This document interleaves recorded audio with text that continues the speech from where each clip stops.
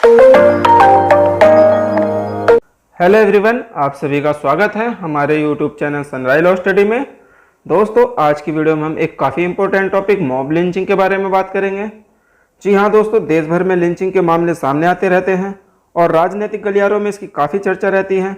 आखिर यह लिंचिंग क्या है, इसका क्या मतलब होता है और इसकी उत्पत्ति कहाँ से हुई और इसके क्या प्रभाव होते हैं और नए कानून में इसका क्या प्रावधान किया गया है, इन सभी बातों के बारे में आज डिटेल से जानेंगे। तो इससे पहले दोस्तों, यदि आपने अभी तक हमारा चैनल सब्सक्राइब नहीं किया है तो प्लीज़ सब्सक्राइब कर लीजिए, जिससे हम आगे आपके लिए ऐसी महत्वपूर्ण जानकारी लाते रहें। तो दोस्तों, सबसे पहले हम मॉब लिंचिंग का अर्थ समझ लेते हैं।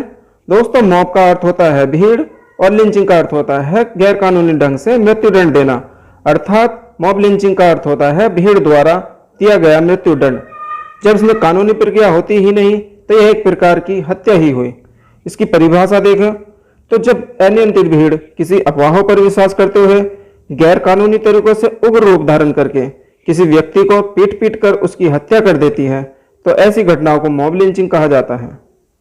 दोस्तों, मॉब लिंचिंग के मामले में पुलिस कानून व्यवस्था का अभाव होता है और यह पूर्णतः गैर कानूनी होते हैं, क्योंकि इसमें किसी बात की सत्यता को जाने बिना ही केवल आशंका के आधार पर भीड़ द्वारा किसी व्यक्ति की पीट पीट कर हत्या कर दी जाती है और ऐसी घटनाएं अधिकतम जाति या धर्म से संबंधित होती है। अब बात करते हैं दोस्तों लिंचिंग की उत्पत्ति और इसके इतिहास के बारे में।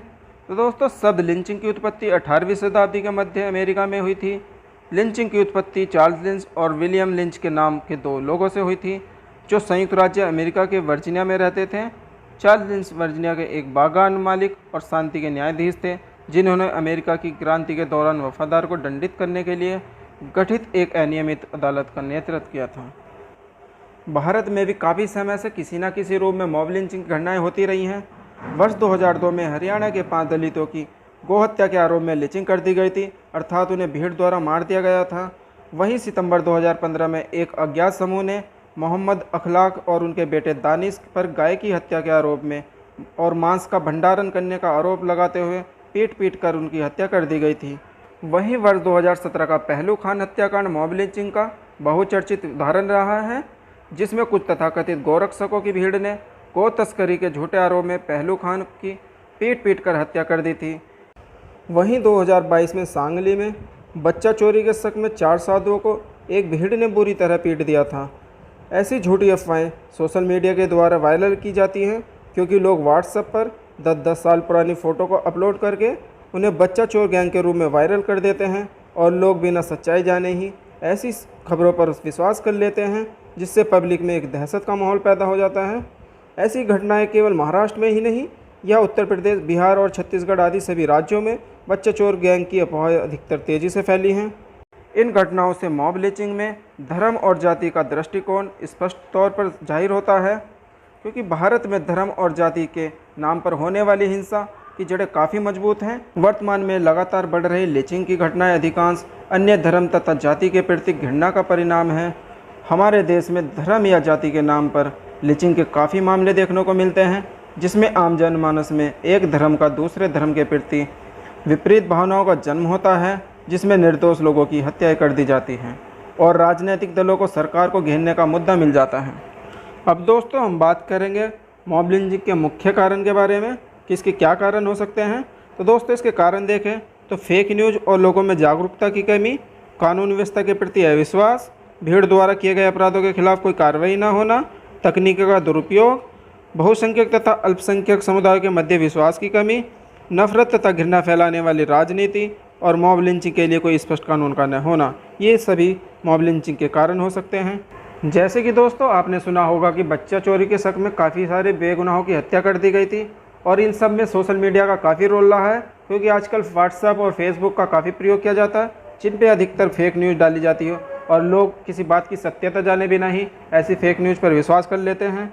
यहाँ तक कि कुछ लोग धर्म और जाति के आधार पर फेक न्यूज़ डालते हैं और लोगों को भड़काने का काम भी करते हैं। अब दोस्तों, बात करते हैं भारत के अंदर मॉब लिंचिंग के संबंध में क्या संवैधानिक प्रावधान है।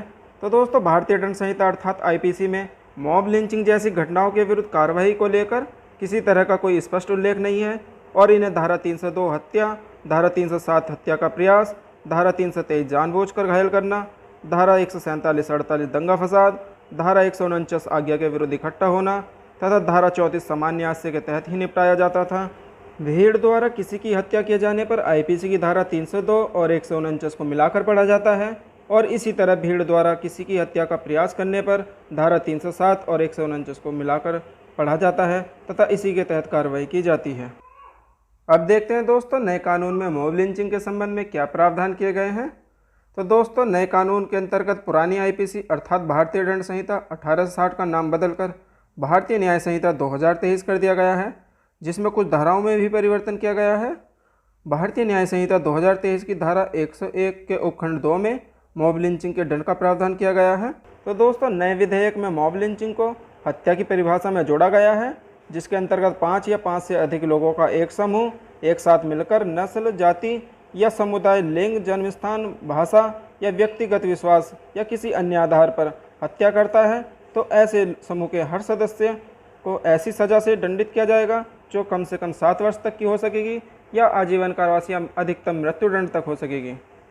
दोस्तों मैं उम्मीद करता हूँ कि आपको यह जानकारी पसंद आई होगी। यदि आपको इसी प्रकार की कोई अन्य जानकारी चाहिए तब आप हमें कमेंट कर सकते हैं।